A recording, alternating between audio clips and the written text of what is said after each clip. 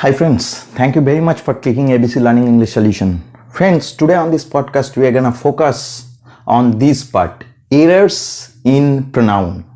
My dear friends, whenever we use pronouns in different time, we make mistakes. And the first thing is that we have to avoid such kind of mistake. This is very much important for the aspirants of BCS or SSC CGL. Actually, my dear friends, in conversation, this is not so important. But if you think about the competitive exam, at that time it is very important. Now, first thing is that, my dear friends, we all know this is the basic structure of English language. That is subject, verb and object. This is the place for the subject, this is the verb and this is for object. My dear friends, in subject place, we can write down the nouns or the pronouns, and in case of noun it's not a problem, but in case of pronoun this is very much important. Friends, you can see here I have written one chart, that is I, this is the subjective form, and me, this is the objective form. In case of we, this is the first person singular and this is the first person plural. This is the subjective form, and second person only there is you. In this case, both are same. That means the subjective form and the objective form is same. So here there is no such problem. If we write down, it will not differ our sentence. And here in case of third person, he and she, these are the subjective forms and these are the objective forms, he, him and she, her. In case of it, there is no such problem because the objective form is same. And if we think about noun, my dear friends, the subjective form and objective forms are same. So we do not face any kind of problem. Just like this one, we can write down Ram gave me a pen. My dear friends, here in this sentence you can see this is the subject and this is the verb, and the receiver of this action, this is me. So this is the object. This is called indirect object, and this one is called direct object. Now my dear friends, this is the position of the object. So here we have to place the objective form or the object form, which is me. Here we cannot write down I. We cannot write it down. We have to write down me. Now my dear friends, if the sentence is just like this one, Ram gave Rohim a pen or Ram gave Sam a pen. Actually, this is the subject and this is the object of this sentence. And this is the objective form. This is not the subjective form. This is the objective form. And in case of noun, the objective forms are same. That's why we don't suffer from any kind of problem. The problem we face whenever it is pronoun. If it is the subjective form is I, so object should be me. We all know this. Now my dear friends, we should know where to use the objects. Where to use the object? Object, there are only two places where we should write down object. The first one is, this is the first one. The first one is after a preposition. After a preposition. After a preposition, we have to write down the objective form. Here we cannot write down the subjective form. And the second one is the object of a transitive verb. That means after a transitive verb, we have to write down the objective form. Here we have to write down the objective form. I am just going to give you one example. Let's look at the example. Ram, I am writing down here, talked with me. Here we cannot write down talked me. My dear friends, you know, if the verb is intransitive, at that time we cannot use directly the object. Rather, we can use actually after a preposition, this is the preposition, and after the preposition we have to place the objective form, and this prepositional phrase acts like an adverb in the sentence. My dear friends, there is a detailed video on preposition in our playlist and you can watch this.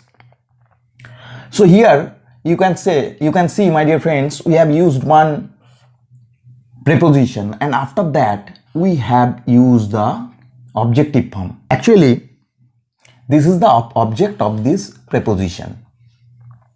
My dear friends, I have told you there are only two places for the objects. First one is after preposition and the second one is after a transitive verb. Only these are the two places where we can place the object. Just like this one. Suppose I saw, then I saw her. This person, this is the verb of this sentence, this is the subject, and this verb is a transitive verb. Actually, if we do not write down the object here, the sentence will not be meaningful. So we saw what or whom. We saw, there is a question. Actually, if I write down I saw, after that it is blank, at that time it cannot convey the entire sense of the sentence. So my dear friends, you know the system to find out the object. So first of all we have to ask the verb by whom or sometime what. So if we ask it by whom or to whom, you can say, so I saw to whom or what, the answer will be the object of the sentence. So I saw what or I saw to whom, the answer is her. Actually, we have to write down the objective form of the pronouns. If it's a noun, at that time there is no such problem. If it's a noun, we can write down I saw Ram. Actually, we are writing down the objective form Ram. As both are same, that's why we do not face any kind of problem. So my dear friends, these are the two places where to use the objective forms. Now I'm gonna show you where do we make mistakes. Friends, I'm writing down one question. Who's there? Who's there? The answer may be just like this one. It's or it is me. Friends, actually the question is who is there?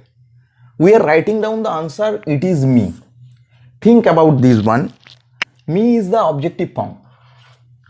Me is the objective form and object may be placed after the transitive verb, or after the preposition. Only these two places we can write down the object, we know it. And here is, this is not a transitive verb, even this is not a preposition. It's not a transitive verb, rather it is a state verb. State verb, it shows the state of being. And these types of verbs or the to be verbs, they do not need any kind of object. Sometimes they need the subject complement. You can say the subject complement, just like this one. I'm just going to give you example. This verb does not need any kind of object because it's not a transitive verb or it's not a preposition. But my dear friends, we use this one. It's me or it is me. Actually, this is a mistake. We should not write down the objective form here. We have to write down the subjective form. But my dear friends, this is not the subject of this sentence. Actually, this is the subject complement. Subject complement means this term just like the subject. Here, it refers to the subject complement. You can say it equal to I. It equal to I here. Actually subject complement we can find out by this sign. It has to be equal to. Just like this one, writing down where we are writing down he is a doctor. He is a doctor. This is not a transitive verb, so it does not need any kind of object. Here this is the subject, and for the meaning of this sentence it needs a subject complement. Actually it's a subject complement, and you can see he equal to a doctor. That means this is the doctor. This person and this person is same. Actually, my dear friends, I mean to say here we cannot use objective form. We have to write down the subjective form which acts like the subject complement. Now my dear friends, this is accepted in spoken English. In conversation we can write down it is me. But my dear friends, if you think about the competitive exams, at that time obviously we have to write down I. It is I. This is the correct sentence. This is actually wrong sentence.